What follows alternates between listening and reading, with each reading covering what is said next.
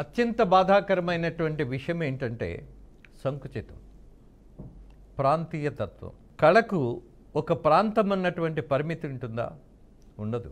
గాయకుడికి ఒక పరిమితమైనటువంటి ప్రదేశానికే, రాష్ట్రానికే, దేశానికే అన్నటువంటి ఆలోచన ఎక్కడైనా అవకాశం ఉంటుందా? ఉండదు. ఆ గొంతు అద్భుతమైనటువంటి ప్రకంపనలు తీసుకురాగలిగితే, ఆ గొంతులో శ్రావ్యత ఉంటే ప్రపంచం మొత్తం నీరాజనం పలుకుతుంది. అది ఏ భాష అన్నది కాదు. అలాగే ఒక గాయకుడి గురించి రాజకీయమా? ఆయన గాయకుడిని అనలేను నేను. ఆయన ఎవరు?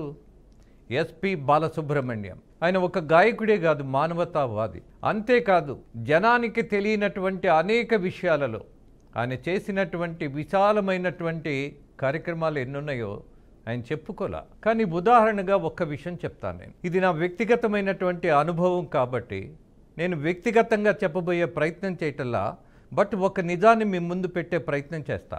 నేను చదువుకుంటున్నప్పుడు, of course maybe that is 74, చాలా చిన్నాడిని నేను, ఒక కుర్రాడిని నేను.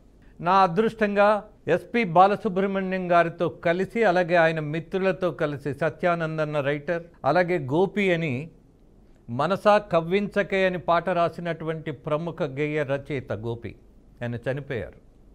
అలాగే మరొక దర్శకుడు యోగానంద్ అని, వీళ్ళందరూ ఉన్నటువంటి ఒక ఫ్రెండ్షిప్లో నా అదృష్టంగా వాళ్ళతో కలిసి డిన్నర్కి వెళ్ళేటటువంటి అవకాశం దొరికింది. ఫైన్, మౌంట్ రోడ్లో రాత్రి 12:30-1 సమయం అది.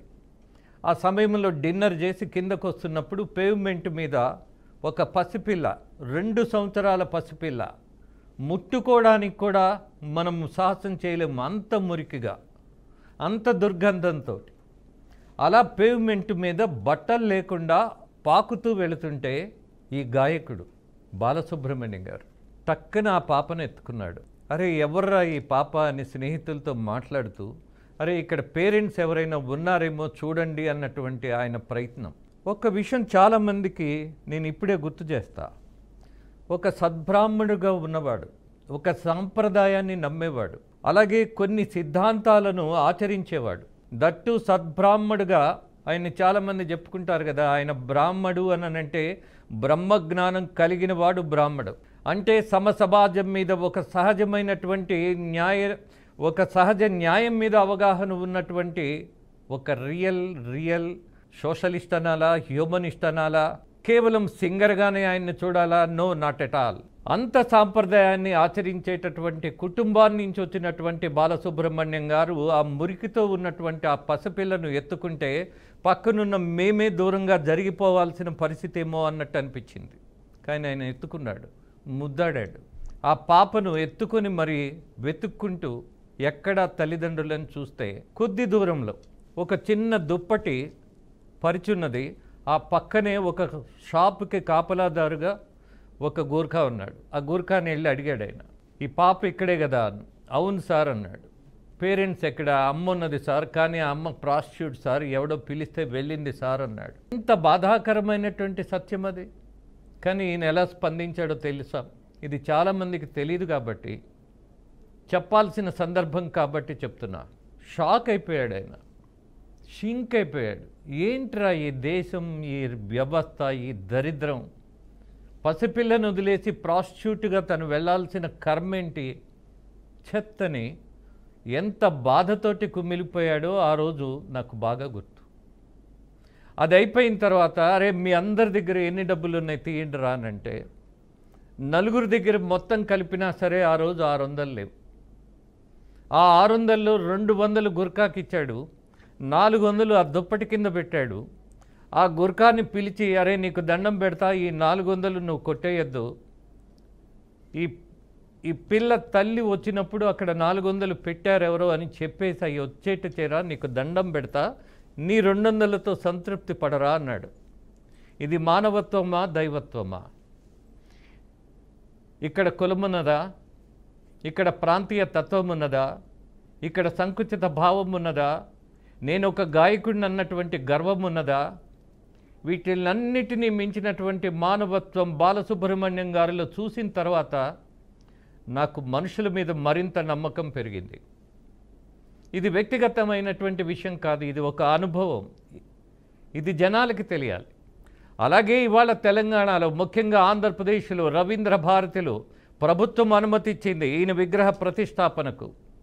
ఇలాంటి మహనీయుడి యొక్క విగ్రహం పెడితే ఆ భూమి నిజంగా ధన్యమవుతుంది, పులకిస్తుంది.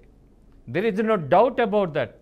ఇంత మహనీయుడిని, ఇంత గొప్ప గాయకుడిని, ఇంత మానవతావాదిని, ఇంత విశాలమైనటువంటి దృక్పథం ఉన్నటువంటి ఈ మహనీయుడిని మనము ప్రాంతీయ తత్వంతో ఆలోచిస్తామా?